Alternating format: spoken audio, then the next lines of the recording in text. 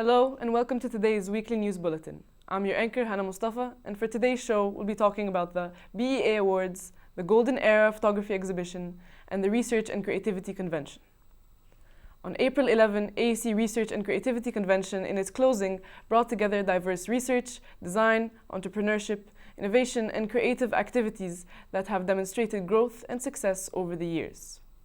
It was a closing event that highlights AUC's strategic priorities, strengthens research capacity, campus creativity, and explores critical regional and global issues.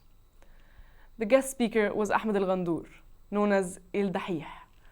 He hosts the biggest science show in the Middle East with over 120 episodes reaching over 1 million views. أنا بيعمله وبس ولقيت إن أنا في مجال موجود بره قنوات زي فيسوس وفيرتاسيوم بيقدموا أفكار علمية of their interest ممكن تبقى حاجات بعيدة عن مجال اختصاصاتهم ويقدموها في قناة على اسمه إيه؟ وده كان فيديو لطيف بس ما أظنش إن إحنا نشغله يعني بس فبس قعدت اذاكر الناس بتعمل ايه على اليوتيوب. كان وقتها في قنوات موجوده في مصر وكان في قنوات موجوده بره. اتعلمت تكنيك اللي هو الجامب كاتس عشان تبقى الموضوع سريع، وانا كده عندي قدراتي ضعيفه شويه في موضوع الحفظ. فوجدت ان انا اقرا السكريبت وبعدين اطلع اقولها تاني، اقرا السكريبت واطلع اقولها تاني، وبعدين في الاخر اشيل كل حاجه وبعدين تبقى بالشكل اللطيف اللي هو ابقى واقف هنا مره وبعدين تلاقيني واقف هنا الناحيه الثانيه. دي كانت فكره الجامب كاتس وبس. بدات سنه 2014 شهر 8 وكنت متوقع بقى مشاهدات كثيره. كنت انا تقريبا اول واحد بيعمل ده في العالم العربي، فقلت بقى خلاص ما يعني ايه الماركت عطشان وانا هاجي اسقيه بس. وبعدين لقيت ان الموضوع ما كانش عامل فيديوهات كتيره قوي. تقريبا اول فيديو مش عارف كان عامل 120 مشاهده، ثلاث ارباعهم كانوا صحابي بس. ات وان مومنت انا كنت المشهور وسطهم، فده يعني ما ضربش في الايجو، خلاني كده مبسوط. His discussion encompassed the amount of study and research done to create the Dahih character, and the preparations made before every episode. On to our next story. The American University in Cairo's New Cairo campus hosts the Golden Era Egypt in the World Cup exhibition at the Photographic Gallery starting April 10. The photographic exhibition is made by Egyptian photographer Ahmed Adri, in which the photographer takes us along his journey as he accompanied the Egyptian national team from the preparation camps until reaching the 2018 World Cup. Pictures come from a wide variety of selection from his best pictures, including stars in the national team as well as the international legendary players which Kadri captured throughout his trip. This World Cup has a special place for Egyptians, as it was the first time for Egypt since 1990 to qualify for the World Cup. Also, Egypt didn't perform well in the World Cup as they didn't gain any points and lost all of their matches in the World Cup. I liked the exhibition. It was very nice to see all the pictures that were on display. I also think it's a really interesting thing that the university is putting a lot of effort in doing photography exhibitions and showcasing the work of aspiring photographers, because I think it's an inspiration for a lot of students around, especially students who are in mass comm. I liked the exhibition because it brought back good memories of when we went to the World Cup, but also bad memories because we lost. Adri tried to capture the emotions of the players in his pictures, which added a lot of meaning and significance to each picture, as each picture had a story. The photos included international football players such as James Rodriguez and Cristiano Ronaldo. Finally, the Broadcast Education Association Convention kicked off last Friday in Las Vegas, Nevada. The annual BEA Festival aims to bring media forces together from across the globe in hopes of starting a conversation about the future of the industry. A number of select faculty members and students from the Journalism and Mass Communication Department served as representatives of the American University in Cairo at the convention. Dr. Hussein Amin, Rasha Allam, and Naila Hamdi spoke at the convention. Their session was comprised of a number of researches about media literacy in Egypt.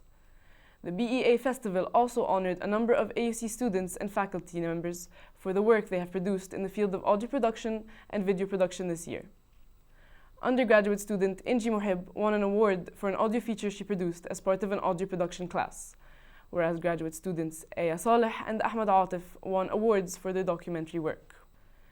JRMC faculty member Kim Fox also won 5 awards at this year's convention. This marks the 4th year in a row that AUC students and faculty have won a BEA award. That was all for today's weekly news bulletin. Stay tuned for our interview with Abdurrahman Musa, who will talk to us about his journey from failing in high school to exceeding expectations in university.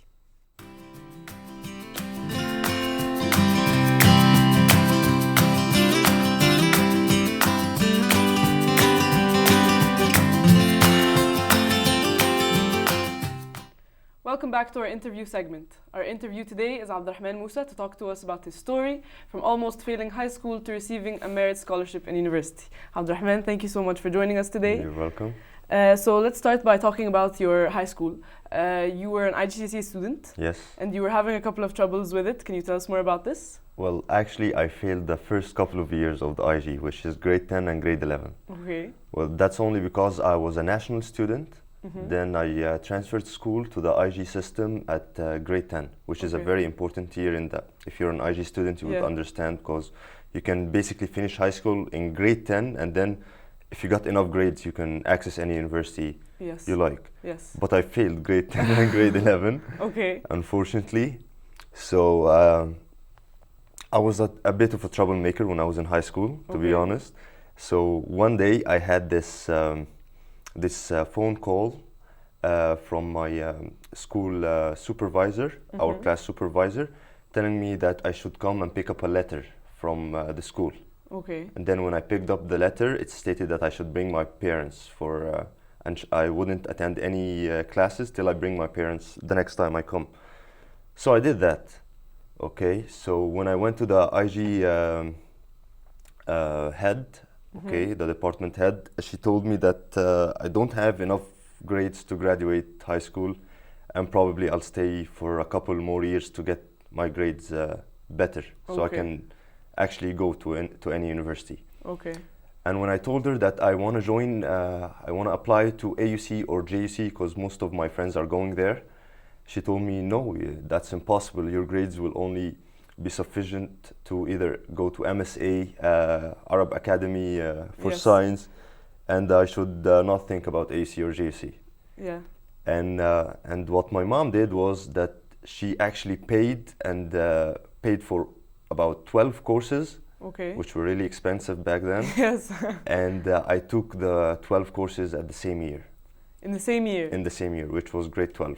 Yes, and you did the examination within the same month. I think it's June, correct? Well, there are 3 sessions: June, November, and in January. January. Yes. 3 sessions. So I took 12 courses in the whole year. In the whole year. Yes. And how did you do in them? I passed them. You passed them all. Yes, and then, I surprised myself. I was actually surprised that I pushed myself a little bit. I didn't go to any classes at school. I actually took private lessons. Private tutoring outside. Yes, and I basically studied on my own, and I was surprised that every grade that came, from session November or January, I got straight A's, and I was surprised that before I didn't even get one A. Exactly.